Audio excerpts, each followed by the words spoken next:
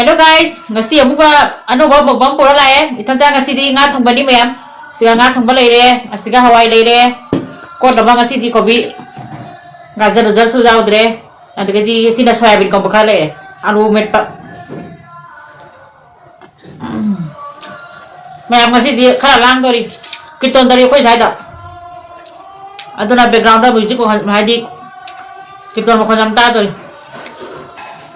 Ngasi di chan bi to mina make up to ina na. Khang de kai bu to bi bai bu. Nga thong ba. Awani.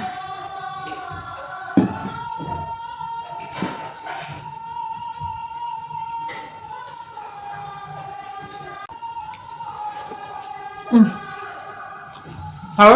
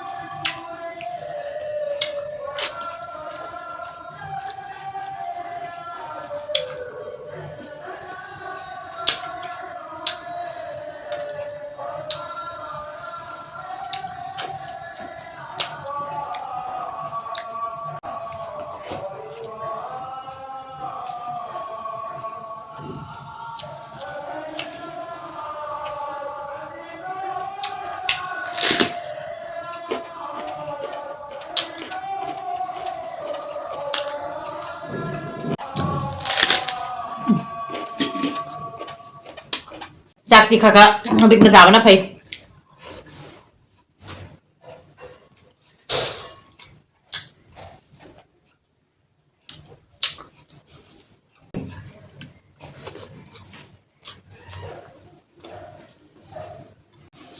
Ngâm đi Vlog xem vào đi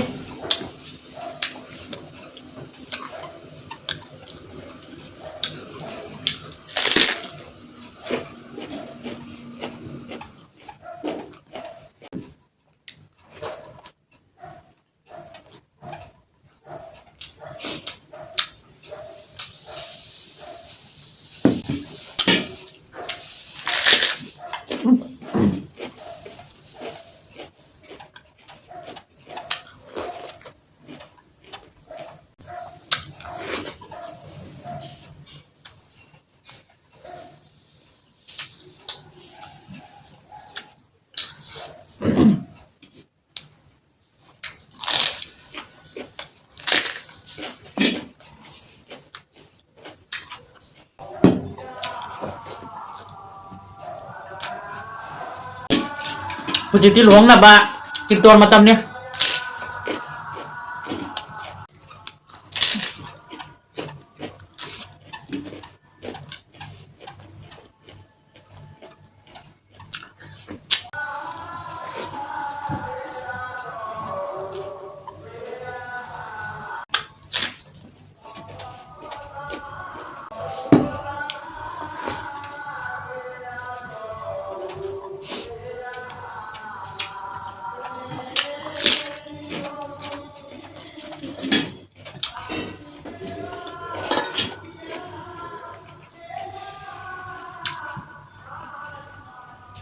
Alam mo rin mo.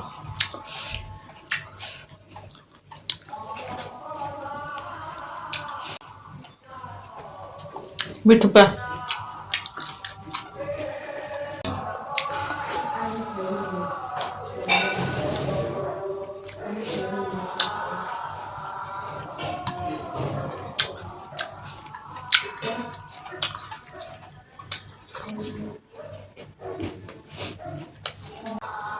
Maka nga nindra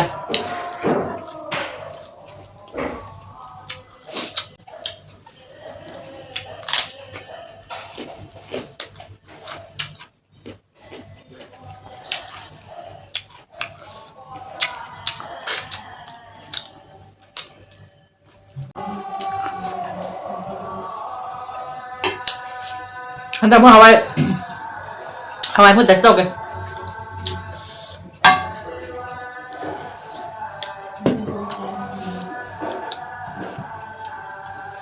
ꯍꯋꯥꯏꯁꯤꯅ ꯍꯩꯅꯗꯕꯗ ꯁꯣꯛꯅꯤꯡꯗꯕꯗ 이때 한 독고 동안 속닝다보다 하와이 자세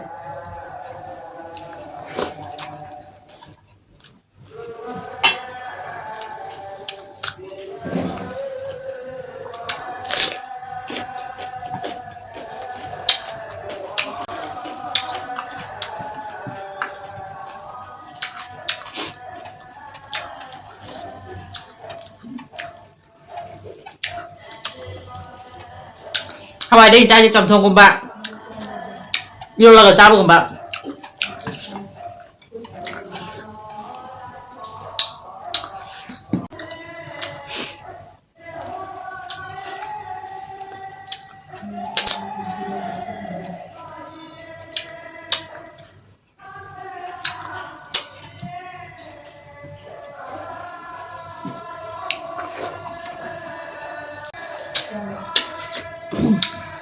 그 돈 받으자 phải sakai kìa mà sinh ra cái này sakai kìa đấy